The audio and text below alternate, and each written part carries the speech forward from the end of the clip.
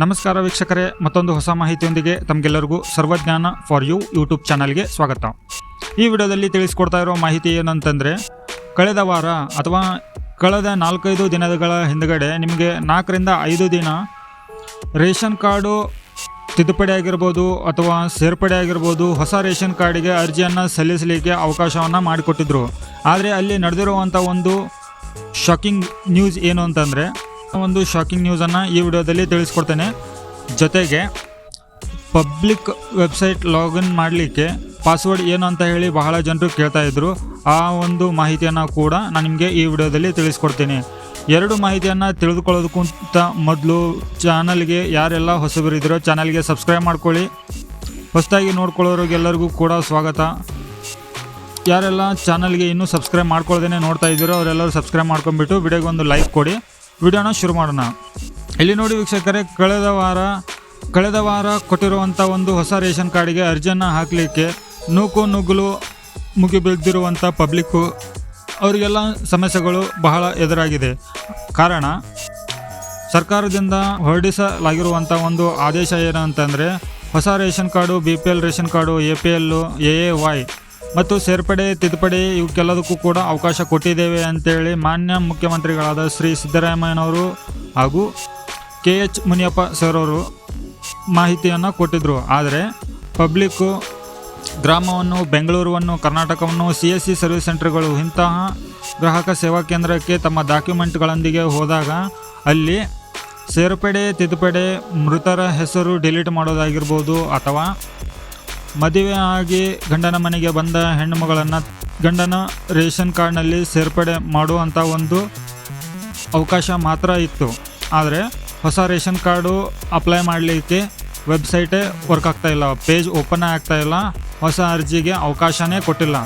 ಈ ಒಂದು ಸಮಸ್ಯೆಗಳಿಂದಾಗಿ ಪಬ್ಲಿಕ್ಕು ಬಹಳ ಕಂಗಾಲಾಗಿರೋದ್ರಿಂದ ಈ ಒಂದು ಶಾಕಿಂಗ್ ನ್ಯೂಸಿಗಾಗಿ ಪಬ್ಲಿಕ್ಕು ಬಹಳ ತಡಪಡಿಸಿದ್ದಾರೆ. ಈ ಒಂದು ಸಮಸ್ಯೆಗೆ ಕಾರಣ ಏನಂತಂದರೆ, ಹೊಸ ration card, BPL ration card ಯಾರೆಲ್ಲ ಮಾಡ್ಕೋಬೇಕು ಅಂತ ಹೇಳಿ ಪಬ್ಲಿಕ್ಕಿಗೆ ಹೇಳಿದ್ರು, ಆ ಪಬ್ಲಿಕ್ಕು ಹೊಸ ration card, BPL ration card ಆಯಿತು ಅಂತಂದರೆ ಗೃಹಲಕ್ಷ್ಮಿ ಯೋಜನೆಯ ಫಲಾನುಭವಿಗಳು ಆಗಬೇಕು ಅನ್ನೋ ಒಂದು ಕಾತುರದಿಂದಾನೇ ಎಲ್ಲರೂ ಗೃಹಲಕ್ಷ್ಮಿ ಯೋಜನೆಯ ಫಲಾನುಭವಿಗಳು ಆಗಬೇಕು ಅಂತಾನೆ ಹೊಸ BPL ರೇಷನ್ ಕಾರ್ಡಿಗೆ, AAY ಕಾರ್ಡಿಗೆ, BPL ಕಾರ್ಡಿಗೆ ಅರ್ಜಿಯನ್ನು ಸಲ್ಲಿಸಲಿಕ್ಕೆ ಗ್ರಾಮವನ್ನು, ಕರ್ನಾಟಕವನ್ನು, ಬೆಂಗಳೂರನ್ನು, ಬಾಪೂಜಿ ಸೇವಾ ಕೇಂದ್ರ, CSC ಸರ್ವಿಸ್ ಸೆಂಟರ್ಗಳಿಗೆ ಹೋಗ್ತಾ ಇರೋದು ಸರ್ಕಾರಕ್ಕೆ ಗಮನದಲ್ಲಿ ಬಂದಿದೆ. ಸೊ ಹಾಗಾಗಿ ಹೊಸ ರೇಷನ್ ಕಾರ್ಡಿಗೆ ಅರ್ಜಿಯನ್ನು ಹಾಕದೇ ಇರೋ ಹಾಗೆ ಒಂದು ಪ್ರಾಬ್ಲಮ್ ಇಲ್ಲಿ ಹುಟ್ಟುಕೊಂಡಿದೆ. ಈ ಒಂದು ಚರ್ಚೆ ಪಬ್ಲಿಕ್ ಮಾಡ್ತಾ ಇದ್ದಾರೆ. ಸೊ ಹಾಗಾಗಿ ಇಲ್ಲಿ ಹೊಸ ರೇಷನ್ ಕಾರ್ಡಿಗೆ ಅರ್ಜಿಯನ್ನು ಸಲ್ಲಿಸಲಿಕ್ಕೆ ಯಾವುದೇ ಥರ ಕಳೆದ ವಾರ ಅವಕಾಶವನ್ನು ಕೊಟ್ಟಿದ್ದಿಲ್ಲ. ಆದರೆ ಹೇಳಿದ್ರು, ಹೊಸ ರೇಷನ್ ಕಾರ್ಡನ್ನು ಮಾಡಲಿಕ್ಕೆ ಅವಕಾಶ ಮಾಡಿಕೊಟ್ಟಿದ್ದೇವೆ, ವೆಬ್ಸೈಟ್ ಓಪನ್ ಇದೆ, ನೀವು ಗ್ರಾಹಕರ ಸೇವಾ ಕೇಂದ್ರಕ್ಕೆ ಹೋಗಿಬಿಟ್ಟು ಫೋಟೋ ಬಯೋ ಸೆಂಟ್ರಿಗೆ ಹೋಗಿಬಿಟ್ಟು ರೇಷನ್ ಕಾರ್ಡಿಗೆ ಅರ್ಜಿಯನ್ನು ಸಲ್ಲಿಸ್ಬೋದಂತ. ಹೀಗಾಗಿ ಸೊ ಇಲ್ಲಿ ಯಾವುದೇ ಥರ ಹೊಸ ರೇಷನ್ ಕಾರ್ಡಿಗೆ ಅರ್ಜಿಯನ್ನು ಸಲ್ಲಿಸಲಿಕ್ಕೆ ಅವಕಾಶವನ್ನು ಕೊಟ್ಟಿದ್ದಿಲ್ಲ ಗ್ರಾಹಕರ ಸೇವಾ ಕೇಂದ್ರಗಳಲ್ಲಿ. ಸೊ ಈ ಥರ ಇದ್ದಾಗ ಕಸ್ಟಮರ್ ಆಗಿರ್ಬೋದು ಅಥವಾ ಪಬ್ಲಿಕ್ ಆಗಿರ್ಬೋದು ರಿಯಾಕ್ಟ್ ಮಾಡಿದ್ದಾರೆ. ನಮ್ಮ ಒಂದು ಎಲ್ಲ ಕೆಲಸನ ಬಿಟ್ಟು ಬಂದುಬಿಟ್ಟು ನಾವು ಕ್ಯೂವಲ್ಲಿ ನಿಂತು ಗ್ರಾಹಕರ ಸೇವಾ ಕೇಂದ್ರದಲ್ಲಿ ಭಾಳ ಟೈಮ್ ವೇಸ್ಟ್ ಆಗಿದೆ ಅಂತ ಹೇಳಿ ಈ ಥರ ಒಂದು ತಮ್ಮ ಅನಿಸಿಕೆ ಅಭಿಪ್ರಾಯಗಳನ್ನು ಶೇರ್ ಮಾಡ್ಕೊಂಡಿದ್ದಾರೆ. ಬಟ್ ಮತ್ತೆ ಯಾವಾಗ ಹೊಸ ರೇಷನ್ ಕಾರ್ಡಿಗೆ ಅರ್ಜಿಯನ್ನು ಸಲ್ಲಿಸಲಿಕ್ಕೆ ಅವಕಾಶ ಕೊಡ್ತಾರೋ ಅಂತ ಹೇಳಿ ಕಾದು ನೋಡಬೇಕಾಗಿದೆ. ಇನ್ನು ಎರಡನೇದಾಗಿ ವೀಕ್ಷಕರೇ, ಬಹಳ ಜನರು ಕಮೆಂಟ್ ಮಾಡ್ತಾ ಇದ್ರು, ನಾವು ಆಹಾರ ನಾಗರಿಕ ಸರಬರಾಜು ಮತ್ತು ಗ್ರಾಹಕರ ವ್ಯವಹಾರಗಳ ಇಲಾಖೆಯ ವೆಬ್ಸೈಟಿಗೆ ಹೋದಾಗ ಲಾಗಿನ್ ಮಾಡಲಿಕ್ಕೆ ಪಾಸ್ವರ್ಡ್ ಕೇಳ್ತಾ ಇದೆ ಅಂತ ಹೇಳಿ ಬಹಳ ಜನರು ಕಮೆಂಟ್ ಮಾಡ್ತಾ ಇದ್ರು. ಪಾಸ್ವರ್ಡ್ ಏನಂತ ಹೇಳಿ ಕೂಡ ನಮಗೆ ಕೇಳ್ತಾ ಇದ್ರು. ಸೊ ಹಾಗಾಗಿ ಈ ಒಂದು ಡೆಡಿಕೇಟೆಡ್ ವಿಡಿಯೋದಲ್ಲಿ ನಾನು ನಿಮಗೆ ಅದ್ರ ಬಗ್ಗೆ ಕೂಡ ಮಾಹಿತಿಯನ್ನು ತಿಳಿಸ್ಕೊಡ್ತಾ ಇದ್ದೇನೆ. ನೋಡಿ ವೀಕ್ಷಕರೇ, ಒಂದು ಗಮನದಲ್ಲಿ ಇಟ್ಕೊಳ್ಳಿ, ನೀವು ಯೂಸರ್ ನೇಮ್ ಪಾಸ್ವರ್ಡ್ ಹಾಕಿ ಲಾಗಿನ್ ಮಾಡಲಿಕ್ಕೆ ಅವಕಾಶ ಇರೋದಿಲ್ಲ. ಯಾಕೆ ಅಂತಂದರೆ ಸರ್ಕಾರದಿಂದ ಆದೇಶವನ್ನು ಹೊರಡಿಸಲಾಗಿತ್ತು.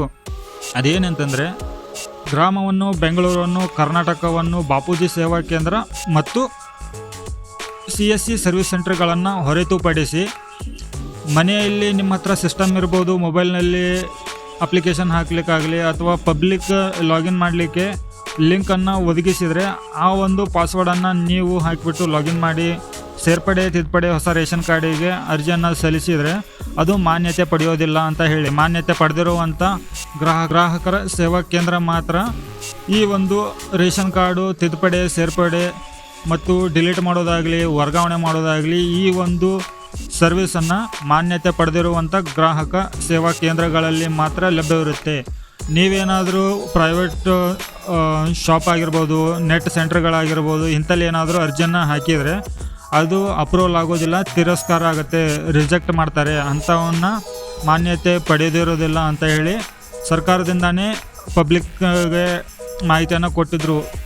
ಟಿ ವಿಯಲ್ಲಿ ಆಗಿರ್ಬೋದು ಅಥವಾ ಇಂಟರ್ನೆಟ್ಟಲ್ಲಿ ಆಗಿರ್ಬೋದು ಅಥವಾ ನ್ಯೂಸ್ ಚಾನಲ್ನಲ್ಲಿ ಆಗಿರ್ಬೋದು ಅಥವಾ ನ್ಯೂಸ್ ಪೇಪರ್ನಲ್ಲಿಯೂ ಕೂಡ ಈ ಒಂದು ಆದೇಶವನ್ನು ಪ್ರಕಟಿಸಲಾಗಿತ್ತು.